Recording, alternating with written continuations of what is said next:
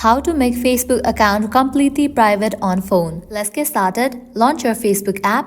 You will land to the home page. Now head towards the menu page. Once you land to the menu page, at the top right corner you will find the settings icon. Click on it. With that you will land to the settings and privacy page. Now over here you're gonna find different sections. Under tools and resources you will find the option of privacy checkup. Click on it. Now click on the very first option, who can see what you share. This includes your profile information, posts and stories, audience, tagging and blocking. Click on continue. Now for all these options, set it to only me. Just click on each of these options drop down, set it to only me. Once you do that, you can click on next. For posts and stories, you can set default audience to friends. Likewise for stories as well, you can set it to friends and then click on next. For these options as well, set it to only me. Once you customize all these settings to only me, you can hit back. Now open this option, how people can find you on Facebook. Click on continue.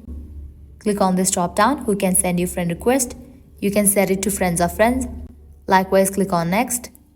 For these options, phone number and email address, set it to only me and then click on next.